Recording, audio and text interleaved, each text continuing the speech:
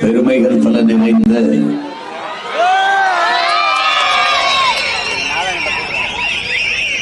அரூர் மண்ணிலே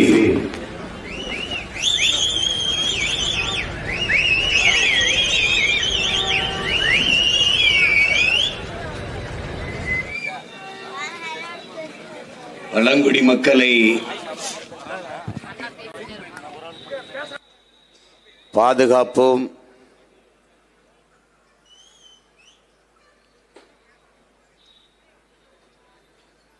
என்கிற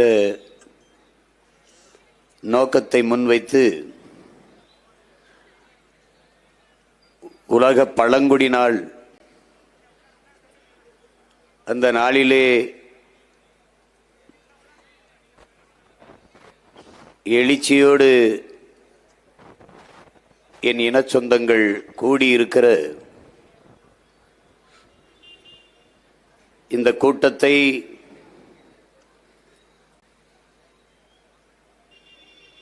ஒருங்கிணைத்து நடத்தி கொண்டிருக்கிற பழங்குடி மக்களின் பாசறையினுடைய மாநில தலைவர் என் உயிர் அண்ணன் கேப்டன் துரை அவர்களே,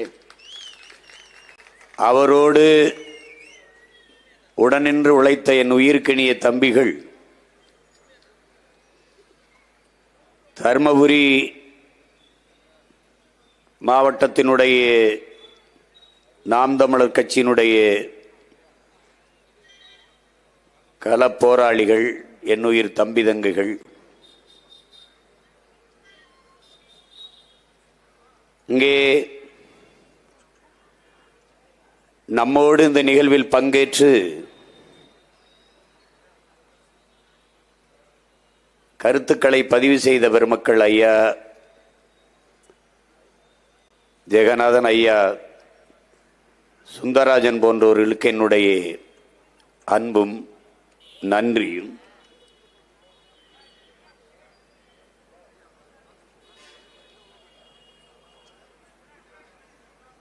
என் உணர்வோடும் உயிரோடும் கலந்து வாழ்கிற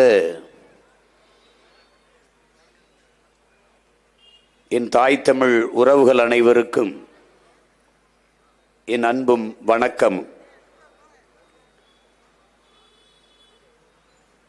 இங்கே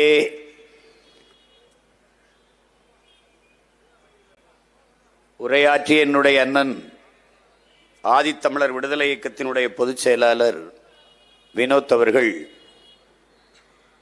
2016ஆம் ஆண்டு நாம் தமிழர் கட்சி முதலாக தேர்தலை எதிர்கொள்கிற போது எப்படி நாங்கள் ஆட்சி செய்வோம், தேர்தல் அறிக்கை அல்ல, ஆட்சி எப்படி செய்வோம் என்கிற செயல்பாட்டு வரைவினை உருவாக்கினோம். அதை நானே முன்னின்று உருவாக்கினேன். அதை என்னோடு உடன் இருந்து நிறைய என் உடன் பிறந்தார்கள், உழைத்தார். அப்போது இந்த ஆதி தமிழ் குடிகளுக்கான உரிமை, அவர்களுக்கான அரசியல் அதிகாரம், இவற்றை குறித்தெல்லாம் ஒரு வரைவை என்னுடைய அண்ணன் எழுதி கொண்டு வந்து தந்தார்கள். அதை அந்த செயல்பாட்டு வரைவில் வகுத்து தொகுத்து இணைக்கிற போது ஒரு முழக்கத்தை முன்வைத்தேன். ஆதித்தமிழர் விடுதலை இல்லாது மீதி தமிழர் விடுதலை வெல்லாது.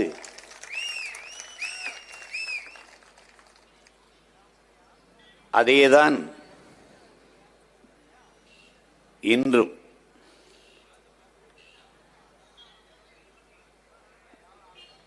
இங்கே பேசிய நம்முடைய மதிப்பிற்குரிய காவல்துறை அதிகாரி ஐயா சுந்தரராஜன் அவர்கள் சொன்னார்கள், நாங்கள் ஆதி தமிழ்குடி தாய்க்குடி குறவர்களுக்காக குரல் கொடுக்கிறோம் என்று.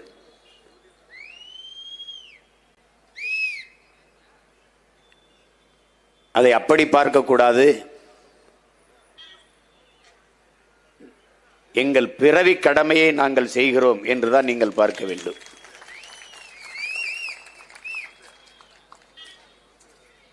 என் தாயின் கருவறையில் நான் இருந்ததை மறப்பதும், என் தாய்க்குடி குறவர் குடியை மறப்பதும் இரண்டும் ஒன்றுதான்.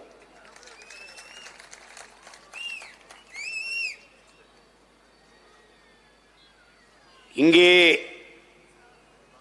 குறவர்குடி சார்ந்த பெருமக்கள் எனக்கு இதை கற்பித்து என்னை இது பேசு என்று நிர்பந்தித்து நான் பேசியதில்லை. நான் படித்து உணர்ந்து அறிந்து நானாக பேசியதுதான் அது. இங்கே கூடியிருக்கிற எல்லோரும் குறப்பைய மக்கள்தான் என்கிற உணர்வை நீங்கள் பெற வேண்டும். அதில் நானும் அந்த குடியிலிருந்து வந்தவன் தான் என்கிற பெருமிதமும் திமிரும் எனக்கு உண்டு. அறிவார்ந்த தமிழ் சமூக தம்பி தங்கைகளே, என்னிலும் இளைய தலைமுறை புரட்சியாளர்களே, உலகத்திலே மிக உயர்ந்த மனிதன் எவன்? எவன் ஒருவன் கீழே விழுந்து கிடக்கிறானோ, தாழ்ந்து கிடக்கிறானோ, கீழே விழுந்து கிடக்கிறானோ, அவனை தூக்கி மேலெழுத்துவதற்காக எவன் குனிகிறானோ அவன்தான் உலகத்திலே உயர்ந்த மனிதன் என்கிறான். நம்மிடையே தோன்றிய மகத்தான புரட்சியாளர் நம்முடைய பாட்டனார் வைகுந்தர் அவர்கள் தாழ கிடப்பவனை தற்காத்து நிற்பதை தர்மம் என்கிறார். ஒன்றை என் முன்னே அமர்ந்திருக்கிற என் உறவுகள், தொலைதூரத்திலிருந்து என் பேச்சுக்கை உற்று நோக்குகிற என் தம்பி தங்கைகளுக்கு கவனித்துக் கொள்ள வேண்டும். இங்கே தாழ்த்தப்பட்டவன் என்று உண்டே ஒன்றிய தாழ்ந்தவன் எவரும் இல்லை. தாழ்த்தப்பட்டவன் என்றால் யாரால் தாழ்த்தப்பட்டவன், எதனால் தாழ்த்தப்பட்டவன், ஏன் தாழ்த்தப்பட்டவன்? தாழ்ந்தவன் என்று எவனும் இங்கே இல்லை. அதில் தமிழன் எவனும் தாழ்ந்தவன் இல்லை. தமிழன் உலகத்தின் உயர்ந்த குடி, மூத்த குடி, தொல்குடி. நான் பேசினால் இனப்பெருமை உலகத்தில் பல்வேறு பேரறிஞர்கள் தங்கள் ஆய்விலே நிறுவியிருக்கிறார். ஏன் இந்த நாட்டின் பிரதமர் ஐயா நரேந்திர மோடி கூட உலகில் பல்வேறு நாடுகளுக்கு செல்லும் போதெல்லாம் தவிர்க்க முடியாது, உலகின் மூத்த மொழி தமிழ் எங்கள் இந்தியாவில் இருப்பது எங்களுக்கு பெருமை என்று பேசுகிற நிர்பந்தத்தை கொடுத்தவர்கள் நாம். இந்திய மொழிகளின் தொன்மையை தமிழில் இருந்து அறியலாம் என்று அவர் பேசியதை நீங்கள் இன்றும் கேட்கலாம். என் தங்கை இளவஞ்சி கூட குறிப்பிட்டார்கள். அதை பலமுறை நான் பதிவு செய்திருக்கிறேன். இந்த நாட்டை இந்துக்கள் நாடு என்று சொல்வதை ஏற்க இயலாது. இந்த நிலப்பரப்பு முழுதும் தமிழை தாய்மொழியாக கொண்ட தமிழர்களே, நாகர்களே பரவி வாழ்ந்தார்கள். நாம் நாகர்கள். நாகாலாந்து, நாகப்பட்டினம், நாகநாதன், நாகசாமி, நாகேந்திரன், இந்த பேர்கள்லாம் வர காரணமே தான் தமிழை தாய்மொழியாக கொண்டதால் நாம் தமிழர்கள் என்று அழைக்கப்படுது. என்னுடைய மூதாதைகள் மொழி கூட தமிழ்தான் என்கிறார் புரட்சியாளர் அண்ணல் அம்பேத்கர் அவர்கள். அதே காலகட்டம் அந்த கருத்தை ஆம் அம்பேத்கர் சொல்வதை நான் ஏற்கிறேன் என்கிறார் மேற்கு வங்கத்தை பல ஆண்டுகள் முதலமைச்சராக இருந்த ஆண்ட பொதுவுடைமை தத்துவத்தின் பிதாமகன் ஜோதிபாஸ் அவர்கள்.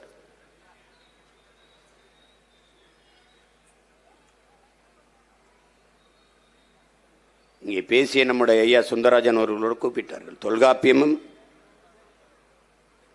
மாயோன் மேய காடுரை உலகு, சேயோன் மேய மைவரை உலகு, வேந்தன் மேய தீம்புணல் உலகு, வர்ணன் மேய பெருமணல் உலகு என்று பாடுது. அது சின்ன தடுமாற்றம் எனக்கு இருக்கு, குழப்பம் இருக்கு. நான் கேட்டேன், பல அறிஞர்கள்ட்ட பதிலே இல்லை. முதல் திணை முதல் நிலம் குறிஞ்சிதான். கல் தோன்றி மண் தோன்ற காலத்தே வாளோடு முன் தோன்றிய மூத்த குடி, கல் தோன்றி மண் தோன்ற காலத்தே முன்தோன்றிய தமிழ் என்றெல்லாம் நமது முன்னோர்கள் சொல்வது பழம்பெருமை அல்ல. என்னுடைய மாமா தமிழ் கடல் நாவுக்கரசர் காளிமுத்தவர்கள் விளக்குகிறார்கள். நம்முடைய ஐயா கவிக்கோ அப்துல் ரஹ்மான் அவர்களும் விளக்குகிறார்கள். கல் தோன்றி மண் தோன்றா கேட்கும்போது இந்த தமிழங்க எப்பவுமே பீத்துவாங்க, ரொம்ப பெருமை பேசுவாங்க, என்னத்தையாவது பேசிட்டு இருப்பாங்க. கால் தோன்றிச்சா, மண் தோன்றலையா? தோன்றல. கல் தோன்றி விட்டது, மலை குறிஞ்சி திணை தோன்றிருச்சு, குறிஞ்சி நிலம் தோன்றிருச்சு. மண் தோன்றல, மண் மூன்றாவது நிலம். இரண்டாவது நிலம் முல்லையும் காடும் காடு சார்ந்த இடமும் முல்லை, மலையும் மலை சார்ந்த இடமும் குறிஞ்சி. ஏன் குறிஞ்சி? அங்கே குறிஞ்சி மலர்கள் நிறைந்து இருப்பதால் அந்த நிலத்திற்கு பெயர் குறிஞ்சி என்று நமது முன்னோர்கள் சூட்டினார்கள். அந்த நிலத்தில் வாழ்ந்தவர்கள் குன்றவர்கள் என்று அழைக்கப்பட்டார்கள். குன்றில் வாழ்ந்ததால் குன்றவர்கள். நாளடைவில் இன் உச்சரிப்பு குன்றி குன்றி குன்றி குன்றி குறவர்கள் என்று அழைக்கப்பட்டு அந்த இனக்கூட்டத்தின் தலைவனாக நம்முடைய இறை முருக பெரும்பாட்டன் அங்கே உங்களுக்கு தெரியும். குன்றில் வாழ்ந்ததால் மலை முடுக்குகளில் அடுக்குகளில் ஏறி ஏறி இறங்கி இறங்கி தசை இடை நரம்புகள் அப்படி முறுக்கி ஏறி இருந்ததால் முறுக்கன். அதான் சொல்லுவான்ல, திருவிக்கா சொல்றாருல்ல நம்ம தாத்தா, முகிழ்க்கும் தசையிடை அரும்புவதே அழகுங்கிறான். அப்படி கட்ஸ் ஆம்சு கிம்ஸ்லாம் அப்படி அப்படி வச்சிருக்கான் பாரு, அதான்டா அழகுங்கிறான். நீ ஆண் அழகன் போட்டியில முகம் வெள்ளையா அழகா மீச முடியெல்லாம் வச்சிருக்கான அழகுன்னு தேர்வு பண்றதில்ல. அப்படி ஆம்சை காட்டணும், அப்படி பூஜத்தை காட்டணும், அப்படி சிக்ஸ் பேக் காட்டணும், அப்பதான் ஆண் அழகன் எடுக்கிறான். அந்த அழகன் தான் முருகன். அதனாலதான் முருகன் முருகன், அதை முருகன் என்றால் அழகன். அந்த நிலத்தின் தலைவன் தமிழ் இறைவன் முருகன். தங்கை இளவஞ்சி சொன்னது மாதிரி குன்றில் வாழ்ந்தோம், கிழங்குகளை உண்டோம். கிழங்கு வேட்டையாடி உண்டோம். வேட்டை சமூகத்தில் தான் நாம். தமிழன் மரபே வேட்டையாடி சாப்பிடுறதா. நீ இன்னைக்கு சிவனுக்கு விரதம் இருக்கும்போது சைவம் சாப்பிடணுங்கிற, முருகனுக்கு விரதம் இருக்கும்போது சைவம் சாப்பிடணுங்கிற. நான் வம்புக்கு கரிமீன் சாப்பிட்டு தான் போறது. ஒன்னும் எனக்கு ஆகல, நல்லா தான் இருக்கேன். எந்த சாமிடா நம்ம சாமி சைவம்? ஏன்டா பைத்தியக்காரத்தன மாதிரி பேசிட்டுற? எவன்டா நம்மள சாமி? எந்த சாமிடா? எல்லா சாமியும் இங்க வர சூளாயுதம் வேலாயுதம் ஈட்டி எல்லாம் வச்சிருக்கு. என்ன வெள்ளரிக்காய் வெண்டைக்காடா வெட்டிக்கிட்டு இருந்துச்சு, வேலை வச்சுக்கிட்டு சூளாயுதத்தை வச்சுக்கிட்டு. வேட்டையாடி சாப்பிட்ட சமூகத்தின் மரபினரா நம்ம ரத்த அணுல அசைமா ஓடி இருக்கு. சும்மா போட்டு அதுக்கப்புறம் அங்க காடுகளில் வேட்டையாடி விலங்குகளை உண்டோம், காய்கனிகளை உண்டோம், கிழங்குகளை உண்டோம். மெதுவா மெதுவா இடம்பெறை தொடங்கின நகர்ந்தோம், கீழே இறங்கி வந்தோம். காடும் காடு சார்ந்த இடமும் மலை அடிவாரத்தை ஒட்டி அங்க முல்லை மலர்கள், சின்ன சின்ன மலர்கள் நிறைந்திருந்ததால் நமது முன்னவர்கள் முல்லை நிலம், முல்லை திணை என்று வரையறுத்தார். இதுவரை வேட்டையாடி உண்ட விலங்கை ஏன் வளர்த்து உண்ணக்கூடாது என்று நமது முன்னவர்கள் சிந்தித்தார்கள். ஆடு மாடுகளை வளர்க்க தொடங்கினார்கள். அங்கே நாம் மேய்ப்பரானோம். அங்கே குறவர், இங்கே ஆயர், கோன். அந்த இனக்கூட்டத்தின் தலைவன் கையிலே ஒரு கோலை கொடுத்தார்கள். அதை வைத்திருக்கிற தலைவன் கோன். கோன் என்றால் அரசன். வரப்புயர நீர் உயரும், நீர் உயர நெல் உயரும், நெல் உயர குடி உயரும், குடி உயர கோல் உயரும், கோல் உயர கோன் உயர்வான் என்று அவை பாடிய பாட்டு இருக்கு. ஆனா கோன்னா உனக்கு கேவலமா தெரியுது, யாதவனா உனக்கு பெருமையா தெரியுது. அது எந்த மொழி சொல்னே உனக்கு தெரியல. உன்னை அரசன் என்று சொல்வது, நீ மன்னன் என்று சொல்வதை விட உனக்கு பெருமை வேற ஒண்ணு வேணுமா என்ன? கோன். அங்க வாழ்ந்தோம். அங்கேயே 1-2 கண்டுபிடிச்சிட்டோம். நல்லா கவனிச்சுக்க, உலகத்துக்கு என்ன கண்டுபிடிச்சவன் நம்ம தான். அது எப்படின்னு சொல்ற அப்படின்னு, ஆடு மாடுகளை என்பதற்கு எண்களை கண்டுபிடிச்சிட்டான். நமது மூதாதை வள்ளுவ பெருமகனார் நமக்கு தந்தருளிய மறைமொழியிலே எழுத்தன்ப என எண்ணன்ப என்று எழுதவில்லை, எண்ணன்ப என எழுத்தன்ப. இவ்விரண்டும் கண்ணன்ப வாழும் உயிர்கள் தான். முதல்ல வந்தது என்னடா, அதுக்கப்புறம் தான்டா எழுத்துன்னு எழுதிட்டான். வேணா எடுத்து பார்த்துக்க. முதல்ல என்னை கண்டுபிடித்தவன் நீனும் நானும். ஆயர் கூட்டம் நாம தான். 2வது திணை மக்கள். கீழே இறங்குறோம். நிலம் பள்ளமா இருக்கு. அங்கு வாழ்ந்த எல்லாரும் பல்லர்கள் தான். நானும் பல்ல, நீனும் பல்ல, எல்லாரும் பள்ளம் தான். நீ கோச்சுக்க ஓட்டு போட போடாத போ. சத்தியமும் உண்மையும் கொஞ்சம் கசக்கத்தான் ராஜா, கசக்கத்தான் செய்யும். ஆனால் கனி எப்போதும் இனிக்கும். பொறுமையா இருக்குன்னா உண்மையை நீ உணர்ந்து பார். நாம் பல்லர்கள். அது காரண பெயர். ஏன் நிலம் பள்ளமாக இருந்தது, அங்க வாழ்ந்தோம். அருவி ஆரக்கண்டம் நீர் ஓடிச்சு, குளிச்சோம். அந்த இடத்துல நாகரிகம் அடைஞ்சோம். நிலைச்சு வாழலாம்னு நகர்ந்து வாழ்ந்த நாம் நிலைத்து வாழலாம் முடிவெடுத்தோம். அங்க உணவுப் பொருள்களை வேளாண்மை செய்து சாப்பிடலாம்னு முடிச்சோம். ஆடு மாடுகளை வளர்க்க தொடங்கினோம். உழவுக்கு மாட்டை பழக்க தொடங்கினோம். மாட்டை உழவுக்கு பழக்க அதோடு போய் சிநேகம் பாராட்டினோம். காட்டு விலங்கை வீட்டு விலங்கா மாற்றணும். அது திமிழோடு ஏறி ஏறி அப்படி விளையாண்டு அன்பு தடவி வருடி நம்ம வீட்டு நமக்கு நட்பாக்கணும், உறவாக்கணும். அந்த திமிழோடு ஏறி விளையாட தொடங்கும் போது அதை ஏறு தழுவுதல்னு வச்சான் சங்க இலக்கியத்தில். கொல்லேற்று கோணஞ்சுவானை மறுமையும் புல்லாலை ஆய மகள்னு சங்க இலக்கியத்தில் பாட்டிருக்கு. என்ன, காலை அடக்க அஞ்சுகிற ஆண்மகனை அடுத்த பிறவியிலும் திருமணம் செய்யலாம், மணமுடிக்கலாம் என்று ஆயர் மகள் நினைக்க மாட்டாளுங்கிறது அந்த பாட்டு. பின்னாடி ஜல்லிக்கட்டுன்னு ஆகுது. அது நாயக்க மன்னர்கள் வந்தபோது கொம்புல சல்லிக்காசுகளை கட்டி விட்டு ஓட விட்டு பிடிக்க விடும்போது சல்லியை கட்டியதால் ஜல்லிக்கட்டுனானது. அது அல்ல, ஈறு தழுவுதல் தான் தமிழன் மரபு விளையாட்டு. அதை புரிஞ்சுக்கணும்.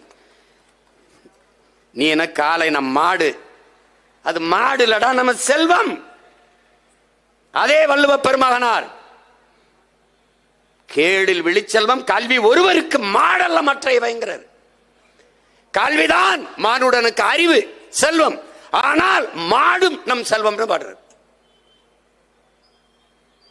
மாடு மாடல்ல செல்வம். அதனாலதான் நீ எல்லாம் எங்களை காட்டுப்பை மக்கள் நினைச்சிட்டு இருப்ப. இன்னும் ரேஷன் கார்டில் காலமாட்டு பேர் எழுதினவங்கடா நாங்க கருப்பான் செவலைன்னு. குடும்ப படம் எடுக்கும் போது ஸ்டுடியோக்குள்ள அந்த புகைப்பட ஒளிப்பட நிறுவனத்துக்குள்ள குடும்பத்தோடு காலை நிக்கிற படம் இருக்கடா நான் காட்டுறேன்டா, பதிவிறக்கம் பண்ணி பாடுறேன். குடும்ப அட்டையில காலமாட்டு பேர செத்த மரபுல வந்தவன்டா நம்ம. கும்பிடுற தெய்வம் சிவனுக்கு முன்பே, சிவனை வணங்குவதற்கு முன்பு காளையை வணங்க வேண்டும் என்று முன்னாடி காளையை வணங்கி பின்னாடி இறைவனை வணங்கின கூட்டம் இன கூட்டது. அங்க நிலைத்து வாழ தொடங்கணும், அங்க வேளாண்மை செய்ய தொடங்கணும். அதுவரை தாய் வழி சமூகமா இருந்தது, அங்க தந்தை வழி சமூகமா மாறுது.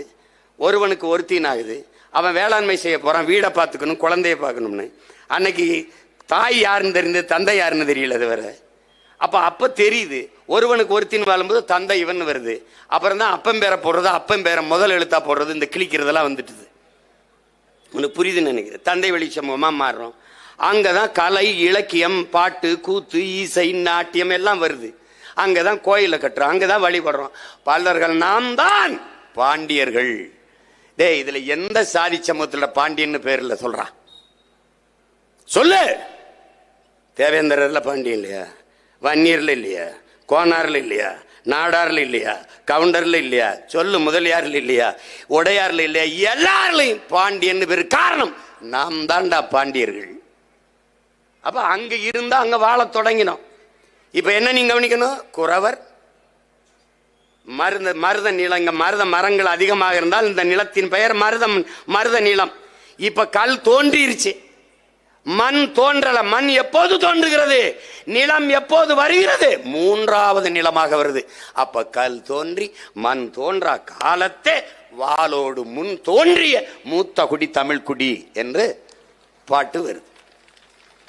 மலையிலே தோன்றிட்டான் தமிழன். ஆதியில் காடுகளில் வாழ்ந்த மனிதர்கள் எழுப்பிய ஒளியிலே, அவர்கள் எழுப்பிய மொழியிலே இருக்கிற அந்த ஒளியிலே இருக்கிற அந்த ஒளி இருக்கிற மொழியில் இருக்கிற ஒளி, அது இன்று வரை தமிழ். தூரத்தில் இருக்கவனை கூப்பிட ஏய் ஓய் ஆனா அது இன்னைக்கு இருக்கு. அதனாலதான் ஆதியில் மனிதன் பேசிய முதல் மொழி தமிழ் என்று அமெரிக்க மொழியல் ஆய்வறிஞர் அலெக்ஸ் குலியர் பதிவு செய்கிறார். நான் சொன்னா வீண் பெருமை பேசுறேன்பா. அமெரிக்காவில் இருக்க அலெக்ஸ் குலியருக்கு என்ன வந்தது? இன்னும் இருக்காரு. அப்ப குறிஞ்சி திணை, மருத நிலம், குறிஞ்சி நிலம் இடையிலே முல்லை நிலத்தில் வாழ்ந்ததால் அவர்கள் இடையர்கள் என்று அழைக்கப்பட்டார்கள். அது காரண பெயர், குடிப்பெயர் அதல்ல. குடிப்பெயர் கோன் ஆயர். நிலம் பள்ளமாக இருந்ததால் நாம் பல்லர்கள். அது குடிப்பெயர் அல்ல, காரண பெயர். குடிப்பெயர் வேளாண்மை செய்ததால் நாம் வேளாளர்கள். இதை நல்லா விளங்கணும். ஒரு தொல்குடி நம் தாய்க்குடி, குறவர் குடி. அதில் இருந்த இத்தனை குடி. இதற்கு பிறகு கடலும் கடல் சார்ந்த இடமும் போறோம்.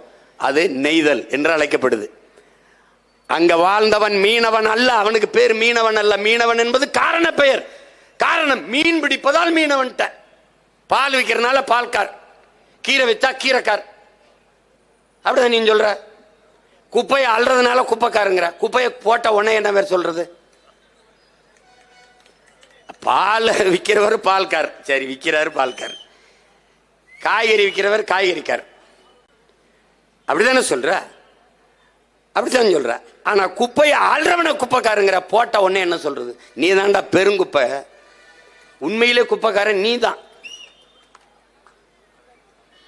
அது மாதிரி மீனை பிடிப்பதால் நாம் மீனவர்கள், ஆனால் அது நம் குடிப்பெயர் அல்ல. நம் குடிப்பெயர் பாரந்த கடல் பரப்பிலே வாழ்வதால் நாம் பரதவர்கள் என்பதுதான் நம்முடைய குடிப்பெயர். இந்த 4 குடியில் இருந்துதான் உலகில் இத்தனை மானுட சமூகம் தளிர்த்து துளிர்த்து கிளைத்து வளர்ந்திருக்கிறது என்பதை அறிவார்ந்த தமிழ் சமூக மக்கள், பெரும் அறிஞர் பெரிய கவிக்கோ நம்முடைய ஐயா அப்துல் ரஹ்மான் அவர்களே இது குறித்து பேசியிருக்கிறார்கள். வலையொலியில் இருக்கு, நீ தட்டி பார்க்கலாம். அப்ப நம்முடைய தாய்க்குடியை போற்றுவது என்பது, பாதுகாப்பது என்பது நம்முடைய கடமை, பிறவி கடமை. அது இல்லாம அரசியல் செய்து என்ன பண்றது? எந்த திராவிட கட்சியடா குறவனுக்கு சீட்டு கொடுத்துருக்கு? எந்த திராவிட கட்சியடா முடிதிருத்துற மருத்துவ குலத்துக்கு சீட்டு கொடுத்துருக்கு? எந்த திராவிட கட்சியடா சலவை தொழில நம்ம இன சொந்தங்கள் வண்ணாருக்கு சீட்டு கொடுத்துருக்கு? எந்த திராவிட கட்சிடா கொடுத்துருக்கு சொல்லு? எந்த திராவிட கட்சி கொடுத்துருக்கு?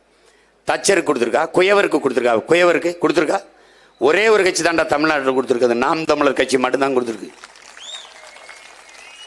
அதை நாமும் செய்யவில்லை என்றால் வேற எவஞ்சமா? அப்ப எதுக்குடா நாம் தமிழர்னு ஒரு கட்சி? ஒரு தேசிய விடுதலைக்கு வருகிற போது இங்க பார், எனக்கு கடவுள் நம்பிக்கை இருந்ததில்லை, நான் அப்படி வளர்ந்தவன், என் தலைவனுக்கும் இல்லை அப்படி அவர் வளர்ந்தார். ஆனால் ஒரு தேசிய விடுதலை என்று நிற்கிற போது 3 சுவத்தில் வீடு கட்ட முடியாது, 4 சுவர் வைத்தான் வீடு கட்ட முடியும். அந்த 4வது சுவர் தமிழ் தேசியனத்தின் மெய்யியல். என்னுடைய வழிபாடு உலகத்தின் மூத்த குடிக்கென்று ஒரு இறை, ஒரு வழிபாட்டு மறை இருந்திருக்கணும். அது எது? அதான் இப்ப நாங்க செய்யறது. அண்ணல் அம்பேத்கர் சமய புரட்சி இல்லாத அரசியல் புரட்சி வெல்லாது என்றார். நான் அதையே பண்பாட்டு புரட்சி இல்லாது அரசியல் புரட்சி வெல்லாது என்று வைத்தேன். அவ்வளவுதான். அவர் அதிகாரம் மிக வலிமையானது, நான் அதை அடைந்து விட்டால் எளிமையானதுன்னு பின்னாடி சேர்த்து விட்டேன். அவ்வளவுதான். அதிகாரம் மிக வலிமையானது, அந்த அதிகாரம் என் மக்களுக்கானதுன்னு நான் சேர்த்தேன். அவ்வளவுதான். பாதை அவர் போட்டது, பயணம் எங்களுது. அதை தான் அவர் சொல்லுகிறார். கோட்பாடு இவ்வளவுதான், ரொம்ப எளிது. நான் யாருக்கும் அடிமை இல்லை, எனக்கும் யாரும் அடிமை இல்லை. இது ஒரு கோட்பாடு அண்ணல் அம்பேத்கரோட. ஐயா பெரியாரோடது, தான் உயர்ந்த சாதி என்று எண்ணிக்கொள்கிற பெருமக்கள் தனக்கு கீழே தாழ்ந்த சாதி யாரும் இல்லை என்று எண்ணிக்கொண்டால் சமூகத்தில் பிரச்சனை இல்லை. இவ்வளவுதான் கோட்பாடு. எந்த சொல் உன்னை எளிசல் என்று சொல்கிறதோ அந்த சொல்லை எளிச்சொல்லாக மாற்று, எழுச்சி சொல்லாக மாற்று. இந்த கூட்டத்திலே எவன் குறவன் எவன் பறையன் என்று எவன் கேட்டாலும் எழுந்து நில்லடா, ஆம் நான் தான் குறவன் நான் தான் பறையன் என்று எழுந்து நில். எந்த சொல் உன் மீது இழி சொல் என்று சுமத்தப்படுகிறதோ அந்த சொல்லை எழுச்சி சொல்லாக மாற்று. இல்லாத வரை உனக்கு விடுதலை இல்லைடாங்கிறார். யாரு? நம்முடைய தாத்தா ரெட்டமலை சீனிவாசன். அதே அண்ணல் அம்பேத்கர் வேற வடிவத்து அதே கருத்து தான். எந்த சொல்லை வைத்து உன்னை அவமதிக்கிறானோ அவமானப்படுத்துகிறானோ அதையே உன் ஆயுதமாக தூக்குடாங்கிற, ஆயுதமா ஏந்திராங்கிறார். அதே உன் ஆயுதமா ஆக்குடா. அவ்வளவுதான்.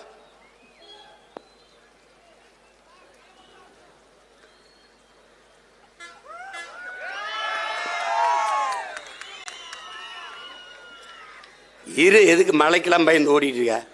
மழை இல்லைனாலும் அழுகிற,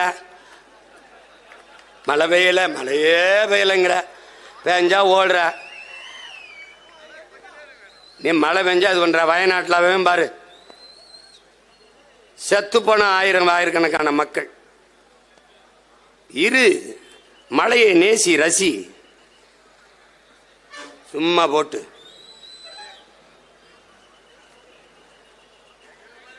மழை இல்லைன்னா ஏதுரா உலகத்தில் உயிர்கள்? இருறா, கொட்டுற குண்டு மலைக்கே ஓடாத கூட்டத்தில் பிறந்துட்டு குளிர் மலைக்கு பயந்துக்கிட்டு கொடையை பிடிக்கிறது பாய பிடிக்கிறது. நனைடா, நெல்லும் எள்ளும் வெங்காயம் தாண்டா நனைஞ்சா முளைக்கு, நீ ஒன்றும் முளைச்சு போக மாட்டாயிடா. இருடா, எங்கடா போற? சும்மா ஏதோ ஐயோ அப்படின்னு.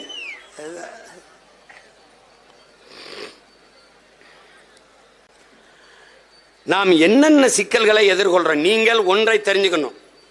பழங்குடி மக்கள் என்று தனியால, தமிழ் குடியே பழங்குடி தான். நல்லா கவனிச்சுக்கணும்.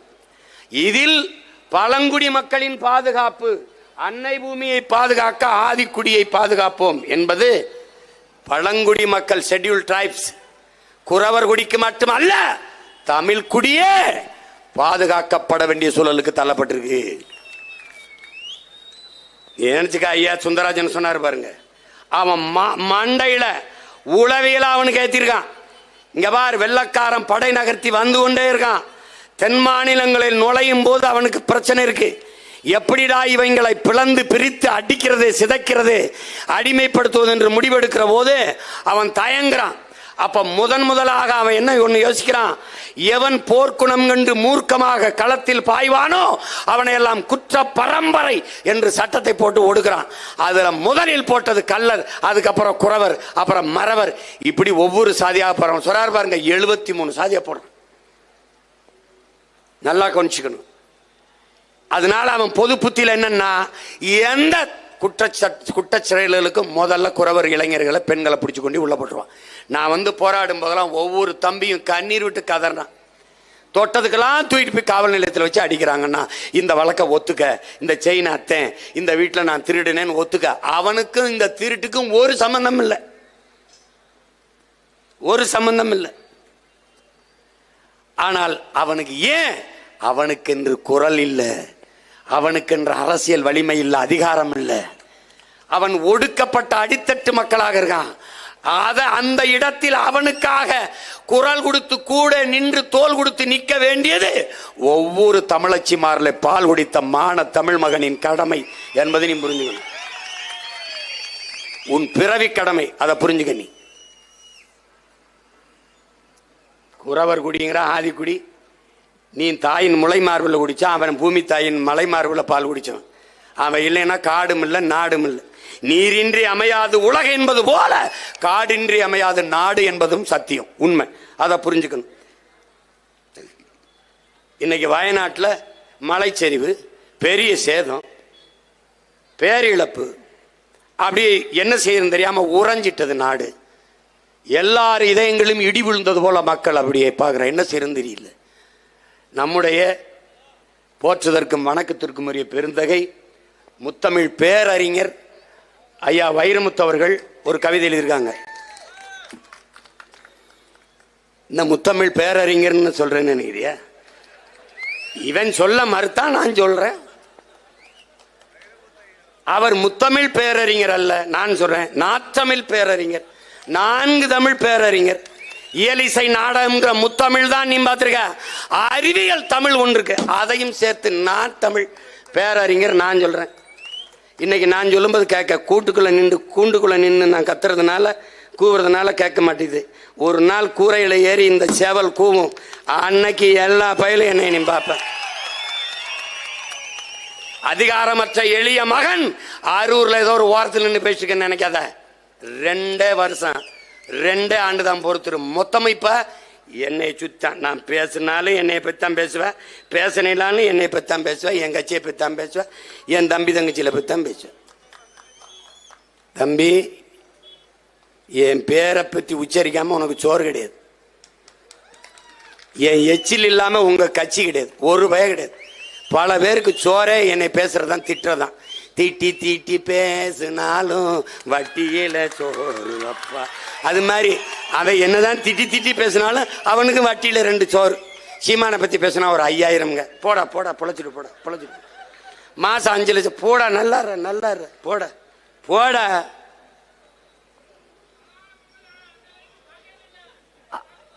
அப்படிதான். அது மாதிரி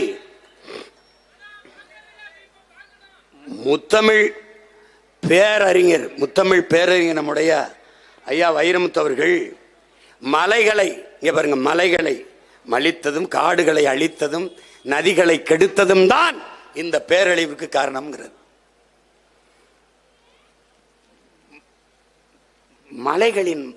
மலைகளின் புத்திரர்கள், புதல்வர்கள், குறவர்கள். மரங்களின் மக்கள். மரங்களின் நீ தாய் தந்தையின் விரல் பிடித்து நடந்தாய், அவன் மரங்களின் கிளை பிடித்து நடைபயிற்சி நடந்தவன். நீ கிணறு குளங்களில் தண்ணி குடித்தாய், அவன் அருவியிலும் ஓடையிலும் நீர் குடித்து வளர்ந்தவன். அவன்கிட்ட போய் நீ பேசாத. காடுகளின் நீள ஆழம் அகலம் தெரியும், அவனுக்கு மலை முகடுகள் எல்லாம் தெரியும். அவனோட நீ ஒன்றும் போட முடியாது. நீ உலகத்தில் இன்னொன்று ஒன்றுமே உன் பிள்ளைகளுக்கு படிப்பிக்காதேங்கிறான். இயற்கையை நேசிக்க கற்றுக் கொடு, இயற்கை எல்லாவற்றையும் கற்றுக் கொடுக்குங்கிறான். ஒரு பேர் அற்புதம்டா இயற்கை. கோடையில் உனக்கு மாம்பழம் பழுக்கும், மாம்பழம் 2 மாதம் கிடைக்கும், சாப்பிட்டுருங்கிறான். நாவற்பழம் கிடைக்கும், அந்த பருவத்தில் நாவற்பழத்தை சாப்பிட்டு. பலாப்பழம் கிடைக்கும், சாப்பிட்டு. எந்த பருவத்தில் எந்தெந்த பழம் கிடைக்கிறதோ அந்த பழத்தை எல்லாம் சாப்பிட்டுருங்கிறான். இயற்கை உனக்கு கொடையா கொடுக்குது, நீ செய்ய மாட்டியே. 10 ரூபா 15 ரூபாய்க்கு இளநீ கிடக்கும் சாலையில், அதை குடிக்க மாட்டேன். ஆனால் தேடி போய் உயர்ந்த ஒரு உணவு விடுதியில் காஸ்ட்லி ரெஸ்டாரண்ட்டில் உட்காந்துட்டு கொக்கோ கோலா பெப்சி குடிச்சு சாவ. ஒரு கொக்கோ கோலா ஒரே மூச்சில் குடிச்சிட்டு உட்கார்றான், நெஞ்சடைச்சு நீ சாகிரியாலான்னு பாடுற. ஒரு கொக்கோ கோலா பெப்சியை வாங்கிட்டு போய் உன் வீட்டு கக்கூச கழுவிடா, பளிச்சுன்னு ஆகுதா இல்லையான்னு பாடுற. அப்போ குடிச்சின்னா உன் குடல் அது மாதிரி பளிச்சுன்னு ஆகுமா ஆகாதாடா? இதை அறிவார்ந்த தமிழ் சமூக மக்கள் சிந்திக்கணும். காடுகள், மலை முகடுகளில் உயர்ந்து அடர்ந்து இருக்கிற காடுகள் தான் பூமிக்கு மேகத்தை அறுவடை செய்து மழையாக கொண்டு வருது. அதுதான் அருவியை பிரசவிக்குது, அருவிதான் ஆறை உருவாக்குது. இந்த இயற்பியல், இந்த உயிரியல் உண்மையை, இந்த அறிவியல் உண்மையை என் அன்பு பிள்ளைகள் அறிந்து கொள்ளணும். உனக்கு காடு தொலைதூரத்தில் பார்த்தால் காடு, நம் குறவர் குடிக்கு, ஆதி தமிழ் குடிக்கு அது வீடு என்பதை நீ கவனத்தில் வச்சுக்கணும். கண்டகாரினத்தில் மாவோயிஸ்ட் எப்படி உருவானா?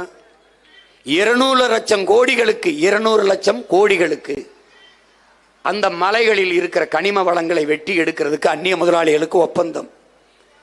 காடுகளை அழித்தால்தான் மலைகளில் இருக்கிற கனிம வளங்களை எடுக்க முடியும். காடுகளை அழிக்க இவர்கள் புகுகிற போது, பாய்கிற போது, உள்ளே நுழைகிற போது, உனக்கு காடு எனக்கு வீடு என்று அங்கு வாழ்ந்த பழங்குடிகள் போராட தொடங்கினான். கட்டை விளக்கமாறு செருப்போடு களத்தில் வந்தவன் கையிலே துப்பாக்கி எப்படி வந்தது என்கிற கேள்வியை கேட்டால் யாரு மாவோயிஸ்ட் என்பது தெரியும், யாரு உருவாக்கியது என்பது தெரியும். காட்டுக்குள் கட்டையோடும் விளக்கமாறோடும் போராட வந்தவன் கையிலே துப்பாக்கி திணித்தவன் எவன்? அவனை மாவோயிஸ்ட் சென்று பழி சுமத்தி சுட்டு கொன்னு சிறைப்படுத்தி சித்திரவதை செய்தது யார்? அவன் அவன் தாய் நிலத்தை தற்காக்க போராடுகிறான். நாங்கள் போராடுவது போல மேல்மாவில் 3000 ஏக்கரையின் விளைநிலத்தை நீ தொழிற்சாலை, சிக்கார் தொழிற்சாலைக்கு எடுக்க கூடாது, அந்த போராட்டம் போல. காட்டுப்பள்ளியில் 6111 ஏக்கரை கடலிலே நிலத்திலே நீ எடுக்க கூடாது, அந்த போராட்டம் போல. மீத்தேன், ஈத்தேன் எடுத்துக்கொள்ள, ஹைட்ரோ கார்பன் எரிவாயு பயோகாஸ் எடுத்துக்கொள்ள, ஆடு மாட்டு கழிவு, மக்கிய இலைதலை கழிவே போதுமானதாக இருக்கிற போது என் பூமி தாயின் ஈரக்குலைய இதயத்தை நீ அறுக்காதே என்று நாங்கள் போராடுவது போல அவன் போராடினான். அவன் தாய் நிலத்தை, வாழ்விடத்தை பாதுகாக்க போராடினான். இது அவன் அடிப்படை உரிமை, பிறப்புரிமை, ஜனநாயக கடமை. அதை மாவோயிசம், தீவிரவாதம் என்றார்கள். அப்படி என்றால் சீனாவில் இருக்கிற எல்லோரும் மாவோயிஸ்ட் தானே? அவனுடைய நட்பு பாராட்டுகிறாய், என்னது இது? அது மாதிரிதான் நம் பழங்குடிகள். அவங்க சொன்னாங்க 150 பேருக்கு நான் வந்து பேசி மாவட்ட ஆட்சியரோட சண்டை போட்டு சாதிச்சான்றது. எங்க அண்ணன் கேப்டன் துறை சொல்றாரு 3000 பேருக்கு பெற்றுக் கொடுத்துருக்கான். இப்ப பெற்று கொடுக்கிறோம், அப்புறம் நாங்களே கொடுப்போம், அவ்வளவுதான். அந்த நாளுக்கு தான் இவ்வளவு வேலை செஞ்சுக்கிட்டு இருக்கோம்.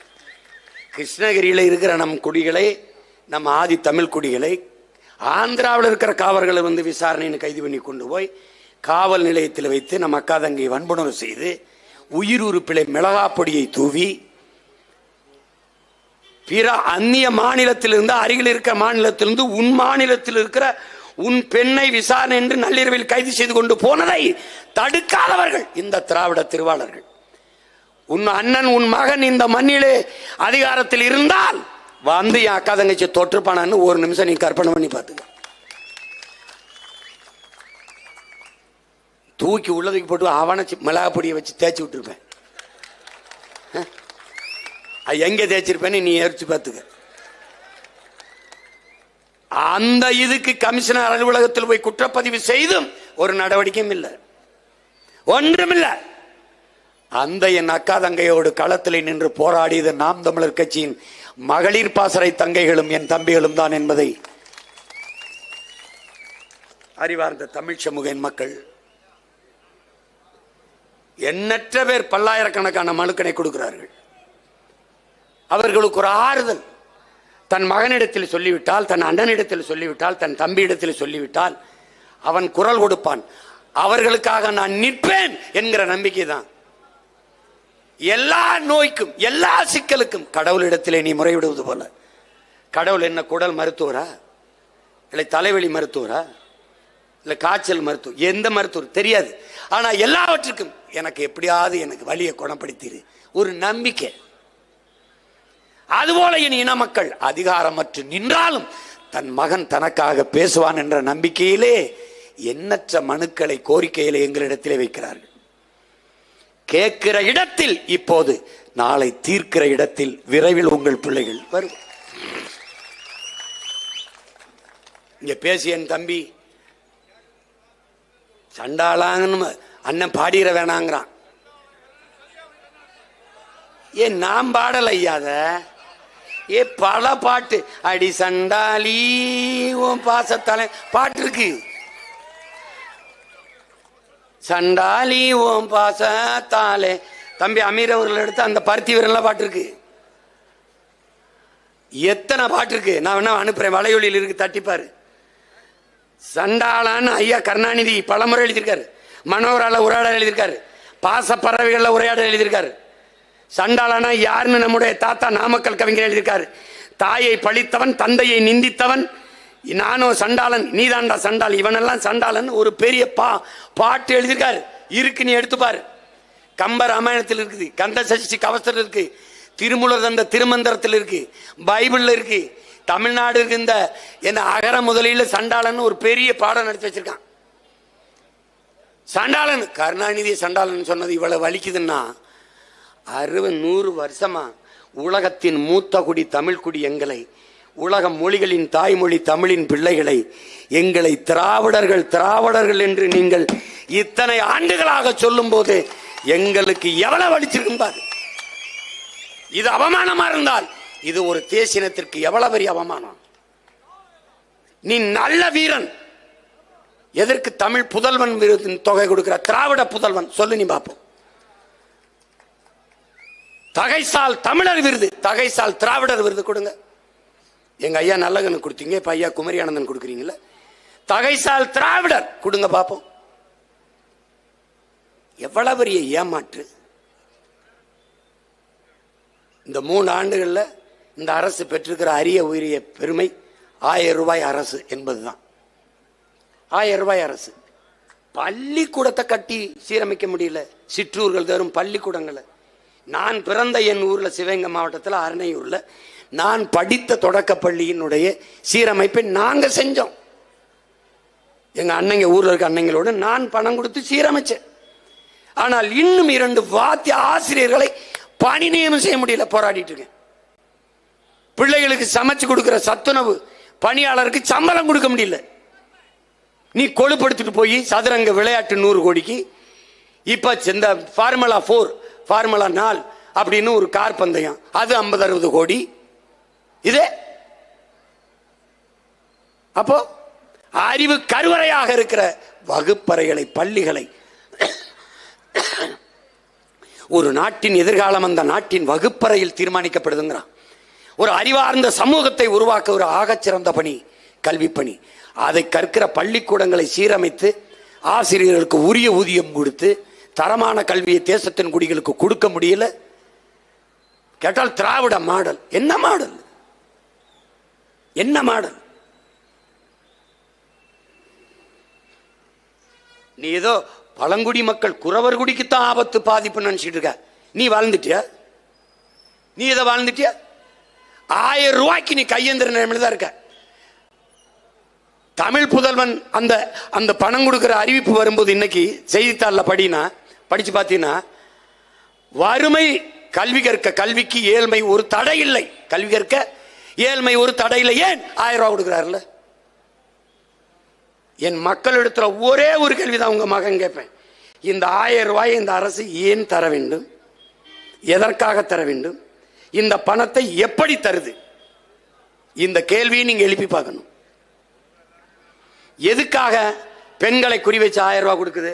பெண்களுடைய வாக்கை பெற முடியல. எதற்காக பெண்கள் கல்லூரிக்கு பெற பெண்களை குறி வைக்குது?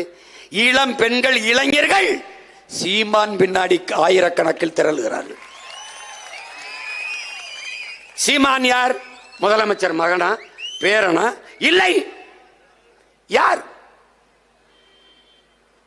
1 லட்சக்கணக்கான கோடி வச்சிருக்கானா? பல ஆயிரம் கோடி வச்சிருக்கானா? இல்லை. பல முறை பதவியில் இருந்திருக்கானா? இல்லை. யார்? இந்த கூட்டத்தில் ஒருவன். அவன் கண்ணாடியில் முகத்தை பார்க்கிற போது என் முகம் அவனுக்கு தெரியுது. அவன் நினைக்கிறான் நான் தலைவன் என் முன்னாடி நிக்கல, என் அண்ணன், என் சித்தப்பன், என் பெரியப்பன், என் மாமன், என் மகன் என்று இந்த மக்கள் என்னை நேசிச்சு கொடுறாங்க. நடிகர் கட்சி ஆரம்பித்தால் அவரை பார்க்க கூடுவார்கள், சீமானை பார்க்க கூட மாட்டார்கள். அவன் என்ன பேசுகிறான் என்று கேட்க கூடுவார்கள். என்ன பேசுவான்? அவர்களுக்காக பேசுவான். இதயத்தின் அடித்தளத்திலிருந்து பேசுவான், ஈரக்குலையிலிருந்து பேசுவான், உள்ளத்திலிருந்து பேசுவான், உதிரத்தை உருக்கி அதையே பேசுவான். பல ஆயிரம் ஆண்டுகளாக அவன் இனம் தூக்கி சென்ற வலியவே மொழியாக்கி பேசுவான். அவனுக்காக பேசுவான். அதனால் எனக்கு அருகில் நிற்பான். பெருந்தலைவர் காமராஜர் வட இந்தியாவில் போய் பேசிக் கொண்டிருக்கிற போது தமிழிலே பேசிக் கொண்டிருக்கிறார், வேட்டி சட்டையில் தமிழ். முன்னாடி இருக்கிறவரெல்லாம் கைதட்டுகிறார்கள். அவர்களுக்கு தமிழ் தெரியாது, கைதட்டுகிறார்கள். பக்கத்தில் இருந்து ஒருத்தர் கேட்கிறாரு, அவர் என்ன பேசுறாரு, ஏன் கைதட்டுறிய? என்ன பேசுறாருன்னு தெரியல, ஆனா எங்களுக்காக பேசுறாருன்னு தெரியுது.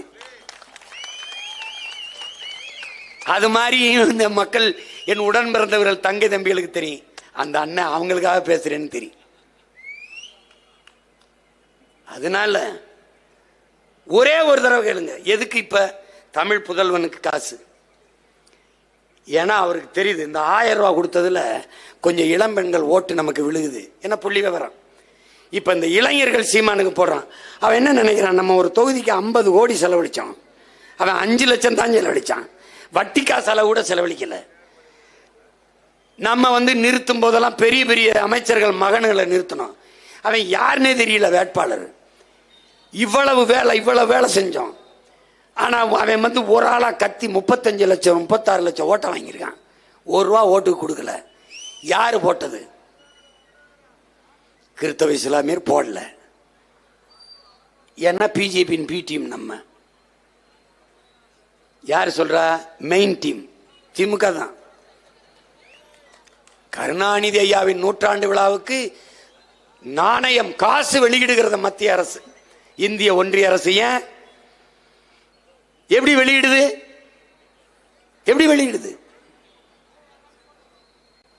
வெளியிடுது யார்? ஐயா ராஜ்நாத் சிங் பாதுகாப்புத்துறை அமைச்சர் வெளியிட போறார். அந்த நேரத்தில் இவங்க ஒரு பண்ணுவாங்க பாரு, அந்த மேடையை மட்டும் பாரு. எவனாவது நிமிந்து நின்று பேசிட்டான்னா என்ன கேள்வி? ஆனா நம்மள பீட்டியும் தான். ராமர் ஆட்சியின் நீட்சி தான் திராவிட மாடல் ஆட்சி. இவன் தான் இப்ப என்ன சொல்றான், நாங்க தாங்க பிஜேபி, பிஜேபியின் B team, main team, Z team வரைக்கும் நான் தான்றான். போடல. பறையர் வந்துடக்கூடாது வென்றக்கூடாதுன்னு படையாட்சி போடுறதில்ல, படையாட்சி வந்துடக்கூடாதுன்னு பறையர் போடுறதில்ல. இடையில சொந்த பிள்ளை நாம பலியாயிரும், ஓட்டு போடல. ஆனாலும் 36 லட்சம் போட்டிருக்கான். எவன் போட்டான்? இன்றைக்கு கல்லூரியில் படித்துக் கொண்டிருக்க பிள்ளைகள், புதிய வாக்காளர்கள், இளைய தலைமுறை பிள்ளைகள். அவன் என்ன நினைக்கிறான்? இந்த நாட்டின் எதிர்காலத்தை காப்பாற்றணும்னா நாம் தமிழர் கட்சி வெல்லணும்னு நினைக்கிறான்.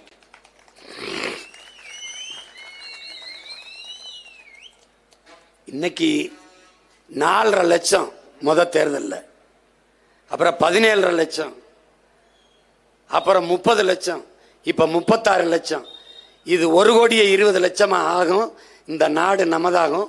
இந்த துயரங்கள், இந்த துன்பங்கள்லாம் ஒழியும். நீ கவலையே படாது.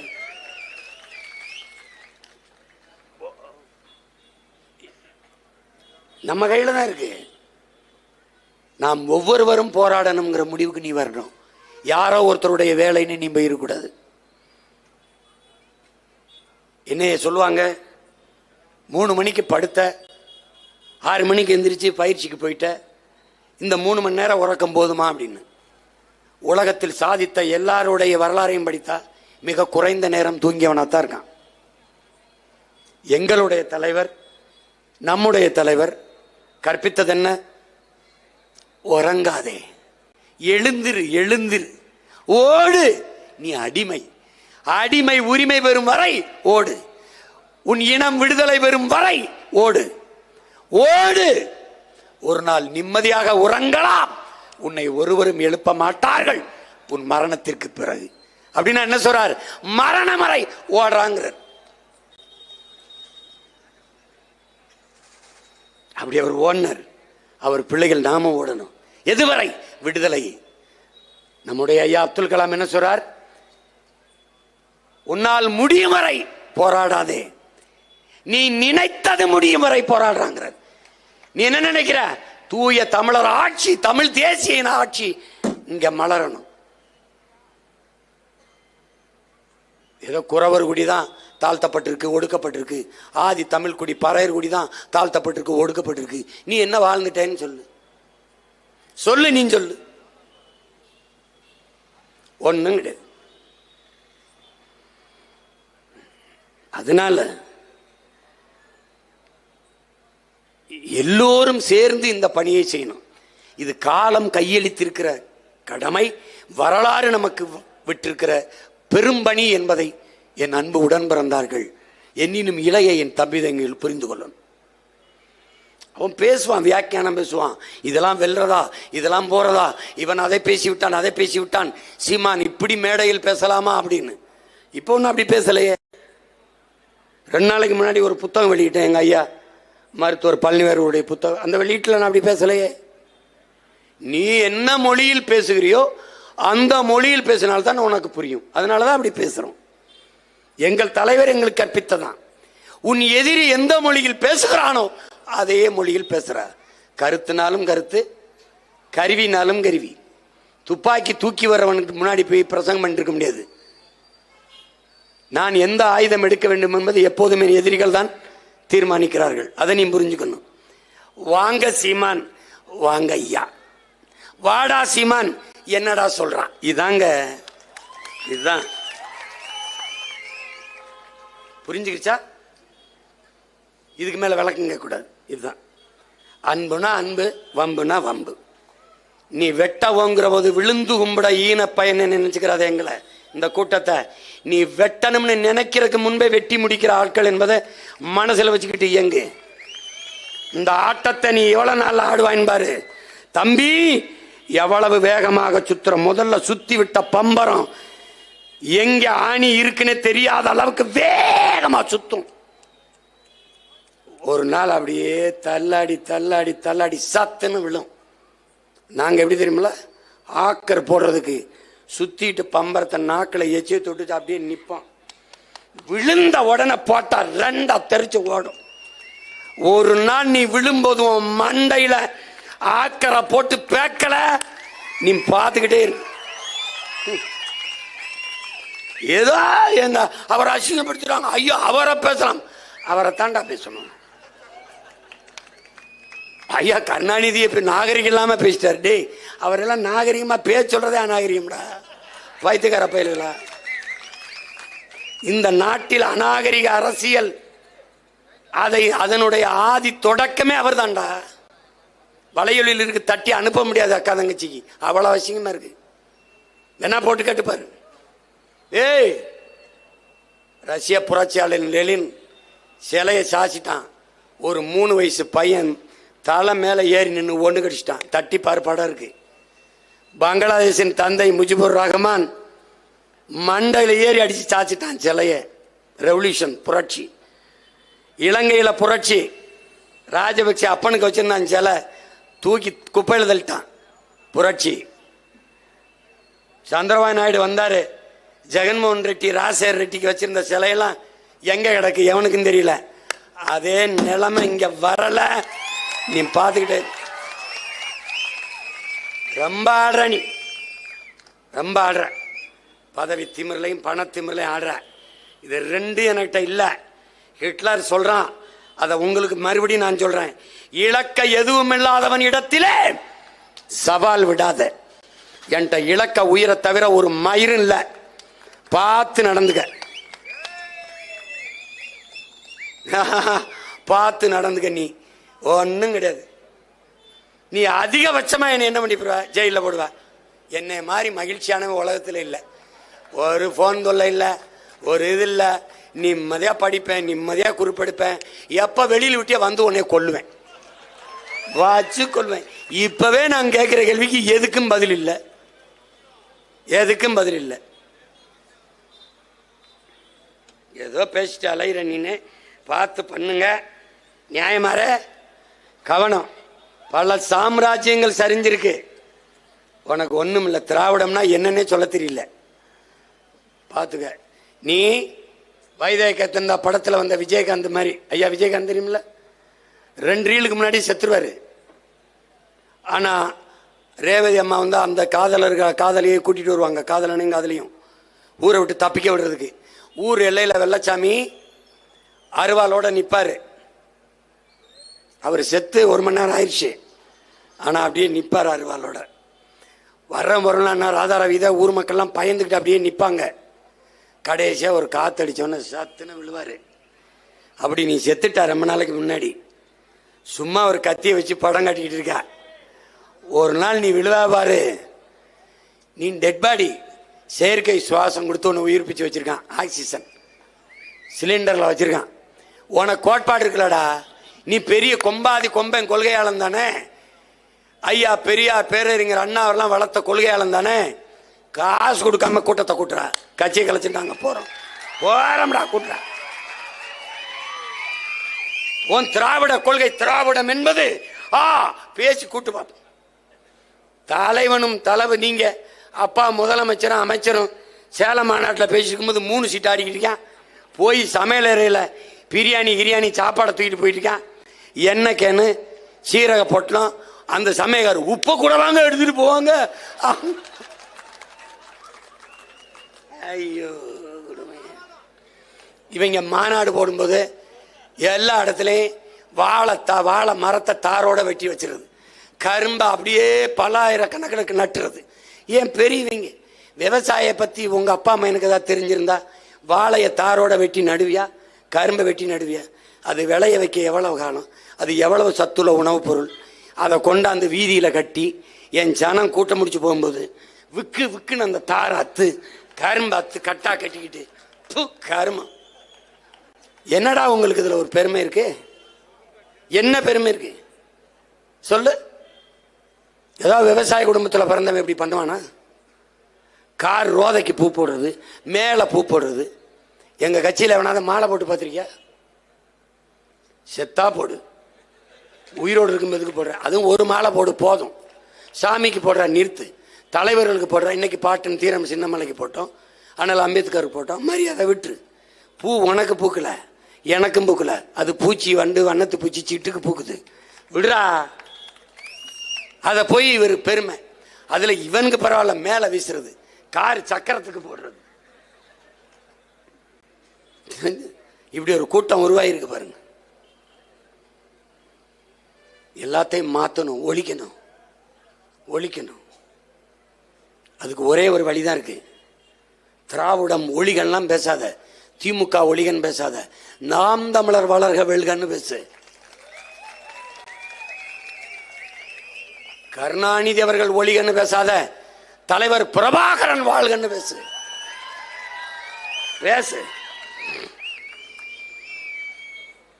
உறுதியா நில்லு. நம்ம வெல்ல போறோம், நம்பிக்கையோடு. முடியாதுன்னு நினைக்காத. நம்மால் முடியாது, உலகில் யாராலும் முடியாது. உலகில் யாராலும் முடியாதது நம்மால் முடியும் என்று நம்பு. விடியும் என்று விண்ணை நம்புகிற நீ முடியும் என்று உன்னை நம்பு. முடியும். சோம்பலை உதறி தள்ளுங்கள், உங்கள் சாம்பலும் சரித்திரம் படைக்கும். முடியாது என்று படுத்தால், முடங்கி கிடந்தால் சிலந்தியும் உன்னை சிறை பிடிக்கும். முடியும் என்று எழுந்து நடந்தால் இமயமும் உனக்கு குடை பிடிக்கும். எழுந்து நில்லு, பயப்படாத, எதுக்கும் பயப்படாத. அந்த பாட்டை துரைமுருகன் பாடினா என் தம்பி, வழக்கு போட்டு கைது பண்ணி கொண்டு போனேன். அதே பாட்டை நான் பாடினேன். ஏன் என்ன தொட மாட்ட? ஏன் ஏன் அது அது எனக்கு அசிங்கமா இருக்கு.